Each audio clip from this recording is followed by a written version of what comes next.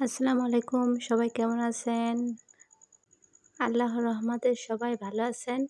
আজকে আমি একটা নতুন রেসিপি নিয়ে চলে এসেছি। এটা বাচ্চারা অনেক পছন্দ করে, টিফিনেও দেওয়া যায়। অনেক নরম তুলতুলে, দেখতে অনেক লোভনীয় হয়, খেতেও অনেক মজা। টিফিন রেসিপি বলতে পারেন। চা নাস্তার সাথে সার্ভ করার জন্য এটা একদম পারফেক্ট রেসিপি। আমি প্রথমে ফুলগুলো রেডি করে নেব। এখানে দিয়ে দিলাম আমি একটা ডিম। এরপর কেটে রাখা কিছু মুরগির মাংস দিয়ে দেব, টমেটো, পেঁয়াজ, রসুন, কাঁচামরিচ সবগুলো একসাথে দিয়ে ভালোভাবে নেড়ে চেড়ে একটু নরম করে নেব।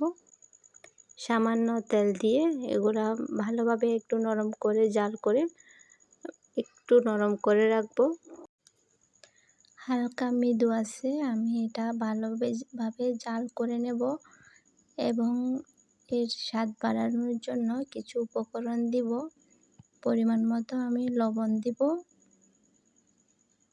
সাথে দিয়ে দেব একটু হলুদ গুঁড়া, একটু ধনিয়ার গুঁড়া, আর স্বাদ বাড়ানোর জন্য দিয়ে দেব ম্যাজিক মশলা। সব খাবারে স্বাদটা দ্বিগুণ বাড়ানোর জন্য ম্যাজিক মশলা দেওয়া যায়। আমি দিই, সবগুলাতেই দিই, যেটা আমার ভালো লাগে পছন্দের খাবার ওগুলাতে আমি একটা করে ম্যাজিক মশলা দিই, এতে একটু স্বাদটা বেড়ে যায়। আমি এটা ভালোভাবে কুক করব না, হালকা একটু সিদ্ধ করব। এটা ঠান্ডা হওয়ার জন্য আমি রেখে দেব। এখন আমি এক বাটি ময়দা নিয়ে নিলাম। এটা ছাঁকনির সাহায্যে ভালোভাবে আমি সেঁকে নেব, না হলে দানা দানা থেকে যাবে, ময়লা থেকে যাবে। সেই জন্য ছাঁকনির সাহায্যে আমি ভালোভাবে সেঁকে নেব। বন্ধুরা, এখন পর্যন্ত যারা লাইক দিতে ভুলে গেছো, একটা লাইক দিয়ে দাও। এখানে আমি দিয়ে দিলাম পরিমাণ মতো লবণ আর 1 চামচ মতো চিনি। সামান্য করে চিনি দিলে স্বাদ বেড়ে যায়। একটু একটু আমি পানি দিয়ে ভালোভাবে মথে নেব। আমি এখানে তেল দিই নাই, কিন্তু একটু একটু পানি দিচ্ছি। একসাথে পানি দিলে ওটা নষ্ট হয়ে যাবে, বেশি নরম হয়ে যাবে। সেই জন্য আমি একটু একটু করে পানি দিয়ে ভালোভাবে একটা ডো তৈরি করে নিলাম। দেখুন, এভাবে নরম একটা ডো তৈরি করলাম, শক্ত না, নরম। আমি লেচি কেটে নিলাম কয়েকটা। লেচি কেটে নিয়ে আমি এটা হাতের সাহায্যে আমি এমন নরম ডো তৈরি করছি, হাতের সাহায্যে ওটা আমি মেলে ফেলতে পারতেছি, বেলার প্রয়োজন হচ্ছে না। এখন আমি হাতের সাহায্যে একটু মানে বড় করে আমি ওখানে ফুট দিয়ে ভালোভাবে চেপে টেপে দিলাম।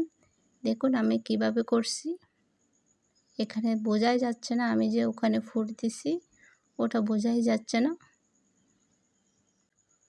হাতের সাহায্যেই ওটা বেলে নিতে পারতেছি আমি।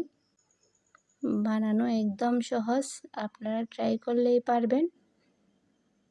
একবার ভালোভাবে দেখতেই আপনারা দেখবেন আমার মতো করে ফেলতে পারবেন। আমি একটা একটা করে কয়েকটা বানিয়ে নিলাম, আপনাদেরকেও 3টা আমি দেখালাম কিভাবে বানিয়েছি। পরে আরেকটা দেখিয়ে দিচ্ছি, এটা খেয়াল করুন কিভাবে আমি বানিয়েছি।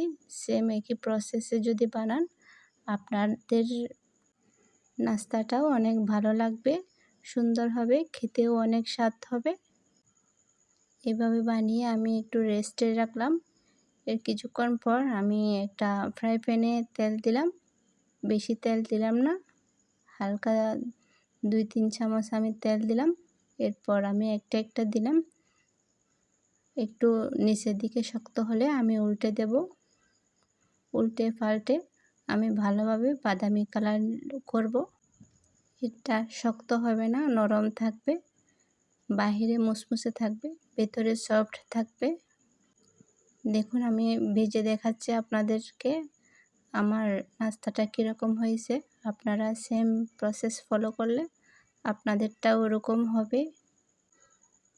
যারা যারা আমার ভিডিওটা আজকে নতুন দেখছেন, তারা আমার ভিডিওতে একটা সাবস্ক্রাইব করবেন, নোটিফিকেশন অন করে রাখবেন, যেন আমার ভিডিও দিলে আপনাদের কাছে শো হয়, সবার আগে আপনি দেখতে পারেন।